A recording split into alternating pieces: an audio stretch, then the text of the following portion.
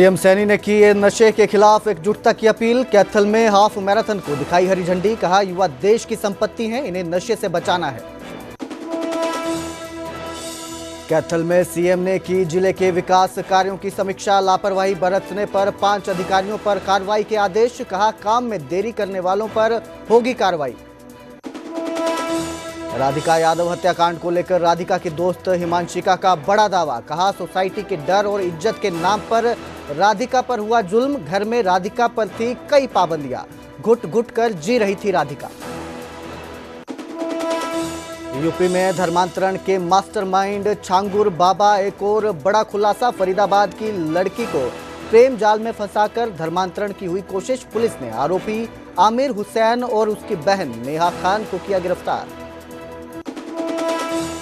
हिसार में ड्यूटी पर पुलिसकर्मियों के शराब पीने के मामले में बड़ी कार्रवाई। एसपी ने 4 पुलिसकर्मियों को किया लाइन हाजिर। 3 पुलिसकर्मियों को किया सेवा से बर्खास्त। दिल्ली में तेज रफ्तार ऑडी ने 5 लोगों को कुचला। फुटपाथ पर सो रहे थे 5 लोग। दिल्ली के वसंत विहार की घटना। आरोपी ड्राइवर को किया गिरफ्तार। हिमाचल में चंडीगढ़ मनाली राष्ट्रीय राजमार्ग कल से है बंद। कल दोपहर हुआ था भारी भूस्खलन। लोगों ने सड़क खुलने के इंतजार में हाईवे पर बिताई रात। शिमला के चौपाल में कार नदी में गिरी। हादसे में 2 लोगों की मौत, एक बच्चा लापता। पंजाब से सत्संग में शामिल होने आए थे श्रद्धालु। अमेरिका में आतंकियों और गैंगस्टरों के खिलाफ एफबीआई की बड़ी कार्रवाई। भारतीय मूल के 8 गैंगस्टर गिरफ्तार। भारत में गैंगस्टरों के आतंकी नेटवर्क से संबंध उजागर।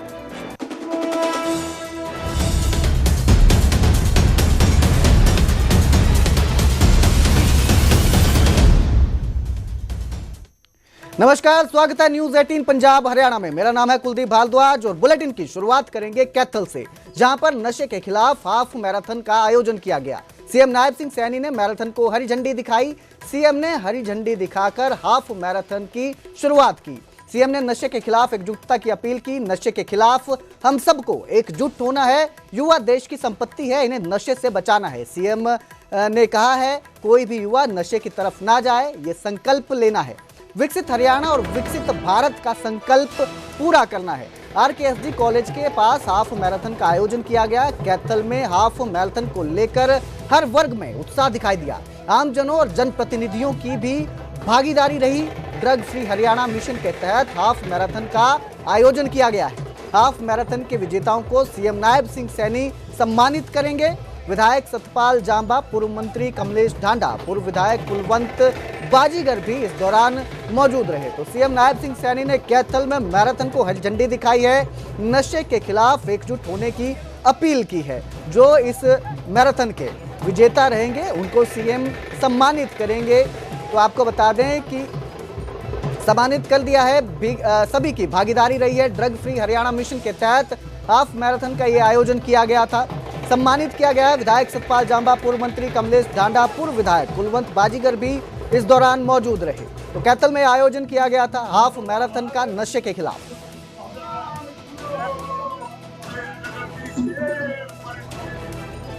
ये दुनिया कुरुक्षेत्र से है। कैथल में हाफ मैराथन दौड़ने के लिए आई है। बरसात होनी चाहिए भाई। We have 10 किलोमीटर रनर्स जो फाइनली ज्वाइन कर चुके हैं, हमारे बीच यहाँ आ चुके हैं मंच के ऊपर। Getting this amazing, come on everyone, put your hands together for Nari Shakti. Bill number 2127।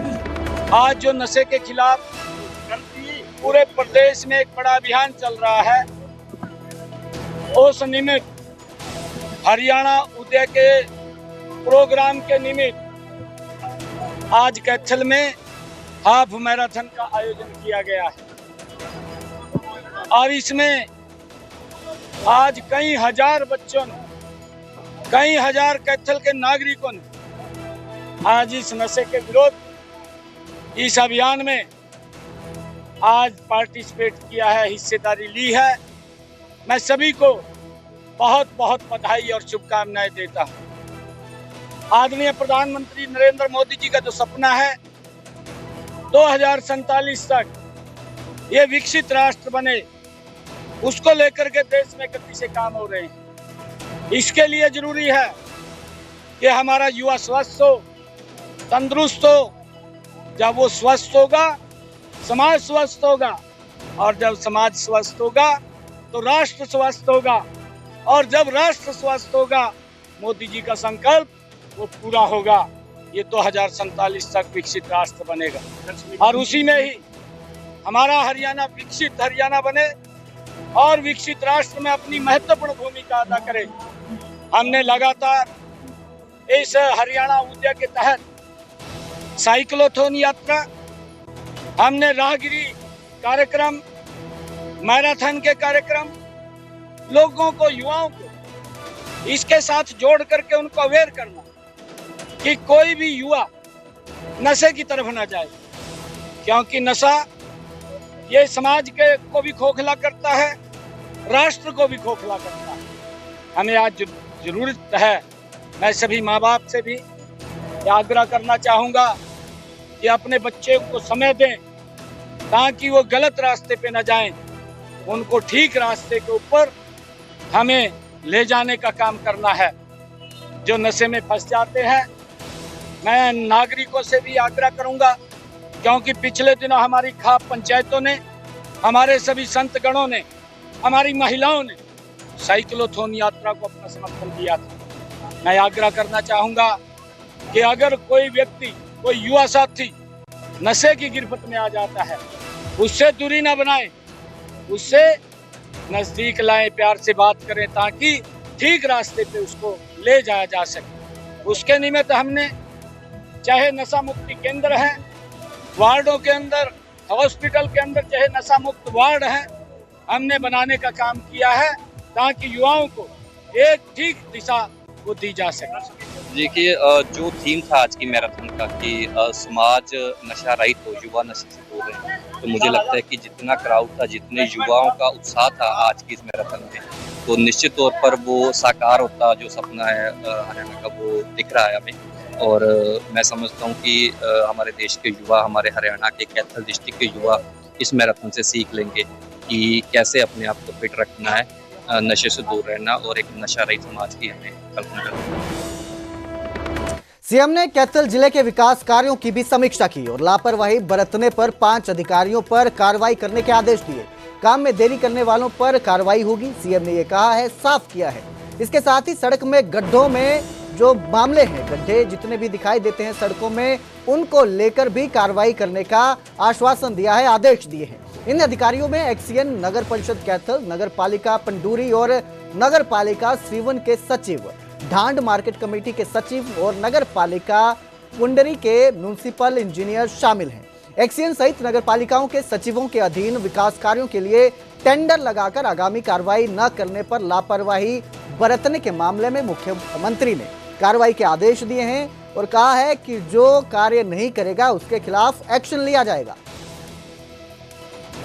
कि हमारी सरकार 3 गुना गति से काम करने का संकल्प हमारा है। हम चाहते हैं कि कोई भी कार्य वो देरी से ना हो, क्योंकि हम सब की जिम्मेवारी है हरियाणा प्रदेश के लोगों के प्रति जवाबदेही कि उनको दिक्कत ना सहन करनी पड़े और गति से और उनका सुविधा से उनको कोई परेशानी ना हो, बिना परेशानी के उनके काम हो, ये मैंने आग्रह किया था।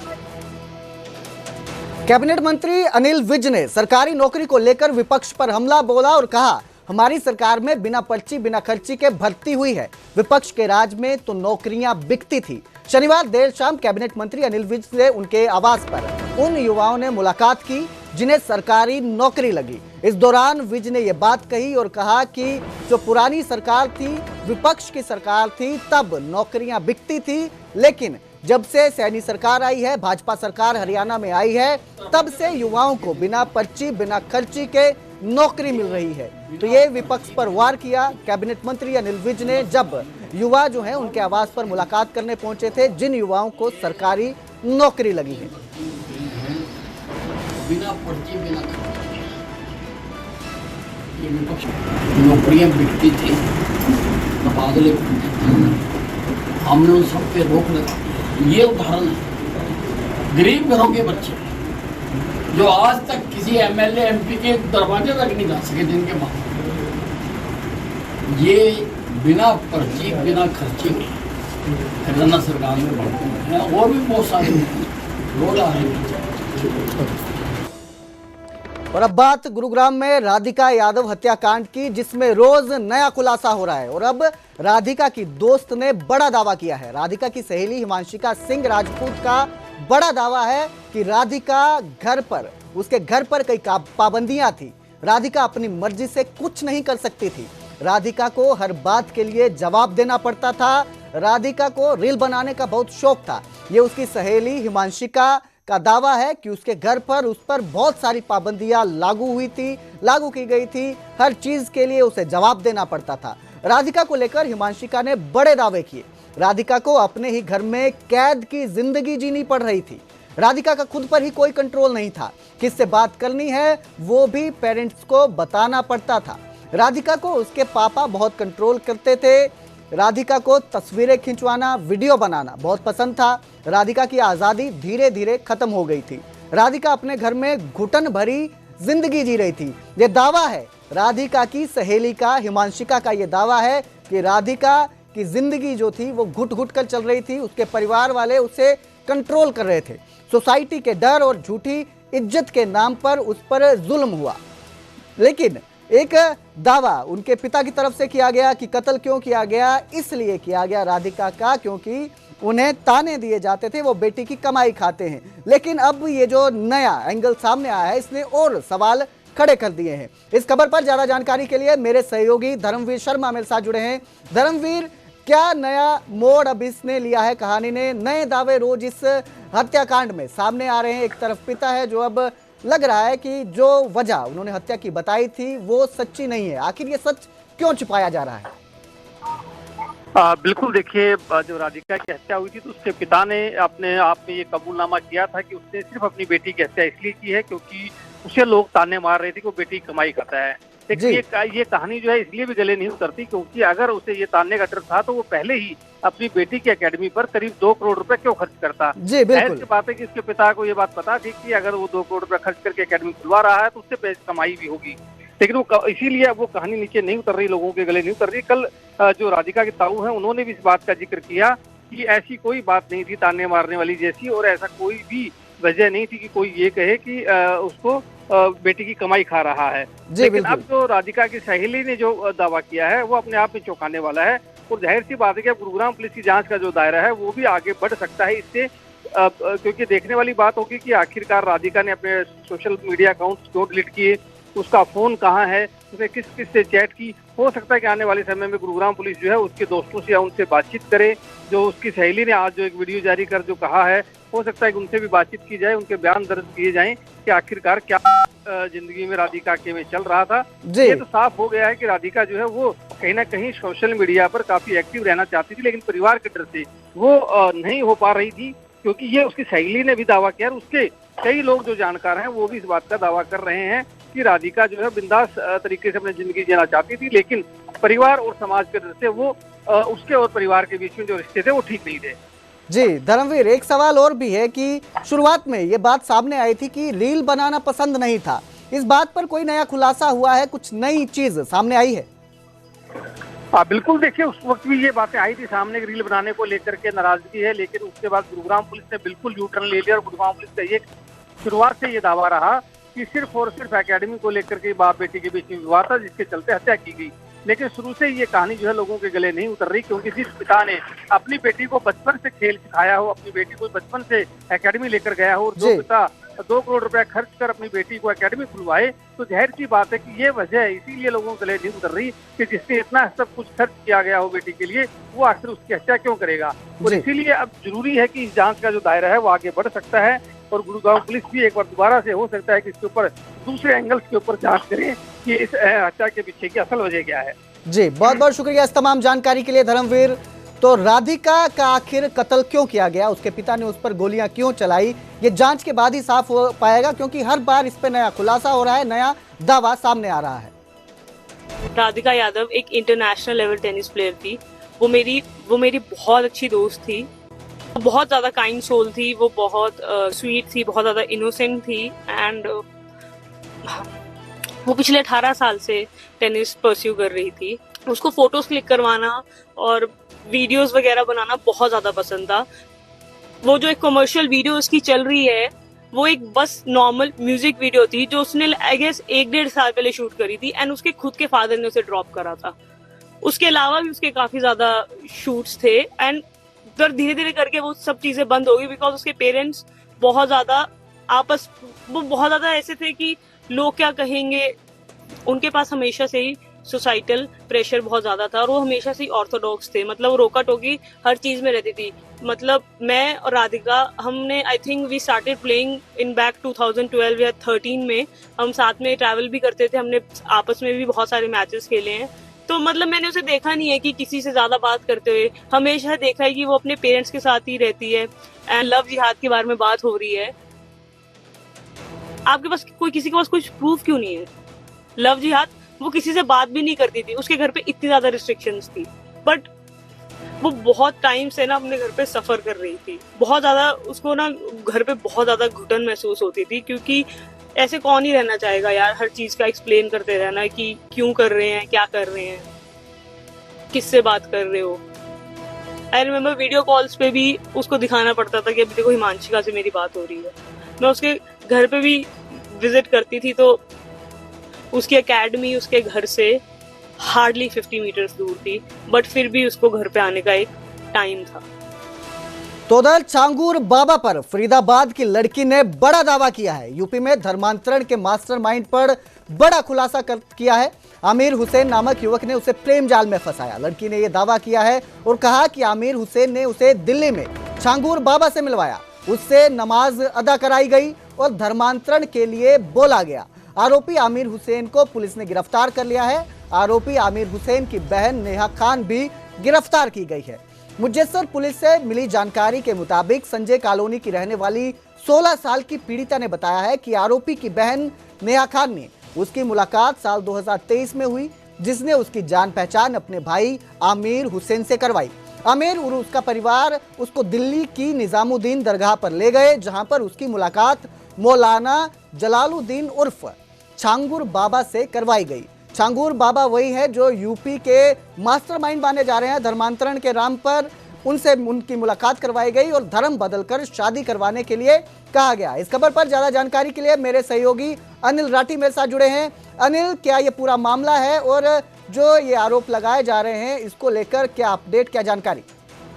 बिल्कुल कुलदीप, देखिए जिस तरीके से लगातार जो है वो इस तरीके के मामले पूरे भारत के अंदर सामने आ रहे हैं, ऐसा ही मामला देखिए फरीदाबाद में भी सामने आया, जहाँ पर एक नाबालिग लड़की के साथ जो है वो पहले झूठे प्रेम जाल में उसको जो है वो फंसाया गया, उसके बावजूद उसके साथ जो है वो दुष्कर्म किया गया। साथ ही साथ देखिए पूरे गैंग में कह सकते हैं कि पूरे तरीके से गैंग काम कर रहा था इन लोगों का, जो कि इनकी बहन भी जो है वो इस पूरे मामले में शामिल है। पुलिस ने आरोपी को और उसके साथ जो उसकी बहन थी शामिल पूरी वारदात के अंदर, उसको जो है वो गिरफ्तार किया है और इन्होंने जो है वो कबूला है। बताया गया है पुलिस की पूछताछ में, उन्होंने बताया कि ये लोग जो है वो लड़की को पहला फुसला करके यहाँ से दिल्ली ले गए, जहाँ पर बाबा जो है लगातार जी अनिल, आपकी आवाज टूट रही है अनिल। जी जी, बहुत बहुत शुक्रिया इस तमाम जानकारी के लिए अनिल।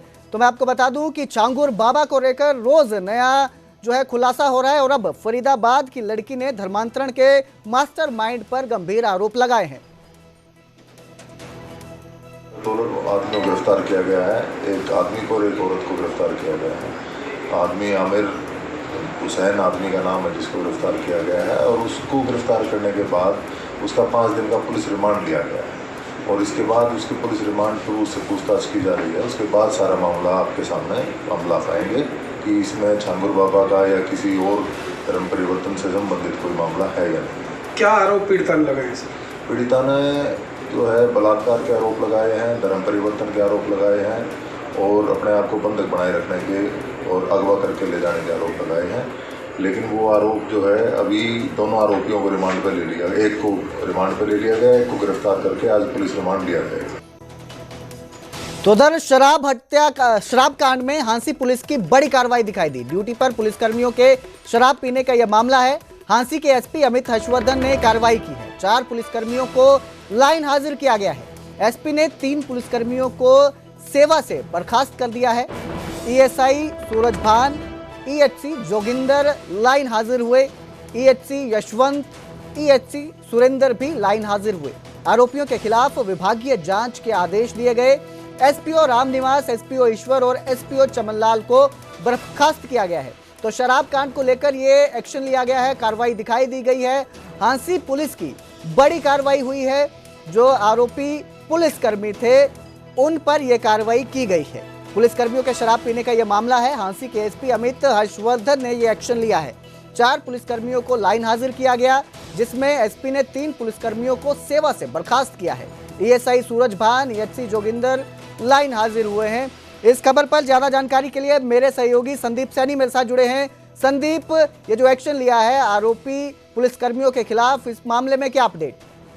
जी, जो हांसी के एसपी हैं अमित हर्षवर्धन, उन्होंने कल सुबह मतलब परसों रात को नाके चेक किए थे। तो जहाँ पर जो पुलिसकर्मी थे वो 2 जो पुलिस एसपीओ थे वो शराब के नशे में मिले और जो बाकी पुलिसकर्मी थे वो सोते हुए मिले।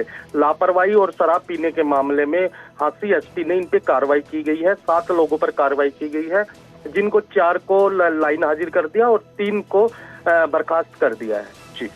जी, बहुत बहुत शुक्रिया इस तमाम जानकारी के लिए संदीप। तो ये एक्शन लिया गया है आरोपी पुलिसकर्मियों के खिलाफ शराब कांड मामले में। उधर हिमाचल में बारिश और लैंडस्लाइड का कहर जारी है। चंडीगढ़ मनाली नेशनल हाईवे पर 20 घंटे से ये हाईवे बंद है। लैंडस्लाइड की वजह से चंडीगढ़ मनाली नेशनल हाईवे बंद है। कल 4 मील के पास लैंडस्लाइड हुआ था। हाईवे के दोनों तरफ वाहनों की लंबी कतारें लगी थी। लोगों ने हाईवे पर रात बिताई क्योंकि लैंडस्लाइड हुआ था। रास्ता बंद है, हाईवे बंद हो चुका है, जिसकी वजह से जो लोग हैं वो आगे नहीं बढ़ पा रहे हैं। दोनों तरफ वाहनों की लाइनें लग गई हैं और इस वजह से लोगों को रात में हाईवे पर ही ये रात गुजारनी पड़ी। आपको बता दें कि हिमाचल में लगातार बारिश हो रही है। बारिश की वजह से जगह जगह लैंडस्लाइड की जो घटनाएं हैं वो सामने आ रही है। कल 4 मील के पास लैंडस्लाइड हुआ था नेशनल हाईवे पर, जिसको हटाने का, मलबे को हटाने का काम चल रहा है, लेकिन रुक रुक कर हो रही बारिश की वजह से इस काम में लगातार समस्या आ रही है और जाम की स्थिति बनी हुई है। इस वक्त मैं चंडीगढ़ मनाली नेशनल हाईवे पर मंडी शहर के साथ लगते 4 मील के पास मौजूद हूँ, जहां पर पिछले तकरीबन 20 घंटों से नेशनल हाईवे बंद पड़ा हुआ है और आज सुबह जो है वो नेशनल हाईवे को बहाल करने का काम जो है वो यहाँ पर शुरू कर दिया गया है। मशीनरी यहाँ पर तैनात कर दी गई है और अनुमान यही लगाया जा रहा है कि 2 से ढाई घंटे में शायद ये हाईवे जो है यहाँ पर जो है वो यातायात के लिए बहाल हो जाएगा। अगर मैं आपको दूसरी तरफ दृश्य दिखाऊं, यहाँ पर और भी मशीनरी है, बहुत से लोग हैं जो यहाँ पर बीती रात भर से फंसे हुए हैं और इंतज़ार कर रहे हैं कि कब ये हाईवे खुले और उसके बाद जो है वो अपनी यात्रा को जो है वो आगे बढ़ाएं। लेकिन अभी हाल फिलहाल में इस हाईवे के खुलने के लिए जो है वो लंबा समय लग सकता है। यहाँ पर पीछे मशीनरी जो है वो जो KMC कंपनी है उसकी तरफ से तैनात कर दी गई है और हाईवे के खुलने के लिए जो कार्य है उसे तेज़ गति से किया जा रहा है। लेकिन सबसे बड़ी बात यही है कि जहाँ पर स्लाइड हुआ है वहाँ पर लगातार पहाड़ी से पत्थर गिरने का खतरा जो है वो बना हुआ है। यही कारण है कि मलबा हटाने के काम में जो है वो काफ़ी ज़्यादा कठिनाई आ रही है। पिछले कल भी जब यहाँ पर मलबा हटाने का काम शुरू करने की कोशिश की गई तो लगातार पहाड़ी से जो है वो पत्थर गिर रहे थे और उस कारण फिर इस काम को नहीं किया जा सका। उसके बाद फिर रात होगी, रात भर जो है वो टूरिस्ट यहीं पर अपनी गाड़ियों में जो है वो फंसे रहे, वहीं पर उन्हें जो है वो रात बितानी पड़ी। अब जब सुबह हुई है तो उसके बाद अब जब मलबा गिरने का थोड़ा क्रम भी जो है वो कम हुआ है तो उसके बाद अब यहाँ पर जो गिरा हुआ मलबा है उसे हटाने का काम जो है वो शुरू कर दिया गया है और अब पर्यटक बेसब्री से इंतजार कर रहे हैं। जो लोग फंसे हुए हैं वो बेसब्री से इंतजार कर रहे हैं कि मलबा जल्द से जल्द हटे, चंडीगढ़ मनाली नेशनल हाईवे जो है वो यातायात के लिए बहाल हो और उसके बाद फिर वे अपने अपने गंतव्यों की तरफ रवाना हो सके। रेवाड़ी में देह व्यापार मामले में बड़ा एक्शन देखने को मिला। देह व्यापार मामले में होटल पर पुलिस ने रेड की। पुलिस ने 2 युवतियों को गिरफ्तार किया। व्हाट्सएप पर देह व्यापार की डील होती थी, ये पुलिस का कहना है। खुलासा हुआ है ग्राहक बनकर होटल में पुलिसकर्मी पहुंचा था। इशारा मिलते ही पुलिस ने होटल में रेड कर दी, जिसके बाद होटल से 2 युवतियों को गिरफ्तार किया गया है, हिरासत में लिया गया है।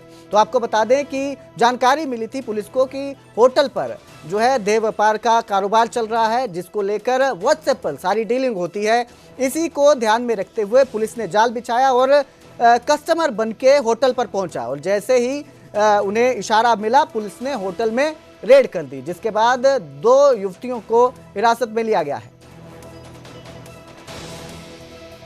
सबके माध्यम से पहले बुकिंग हुई, उसके बाद पैसे का लेना देना हुआ, तो हमने यहाँ पे मौके पे इनको अरेस्ट किया है और यहाँ से हमें 2 युवती अभी मिली और बाकी में तलाश जारी है। जी बिल्कुल, आगे जारी रहेगी जैसे जैसे हमें, और आपके माध्यम से मैं रेवाड़ी के लोगों को भी अपील करना चाहूँगा कि जहाँ पे भी ऐसे अवैध धंधे की सूचना उनको मिले तो हमें सूचना दे तुरंत।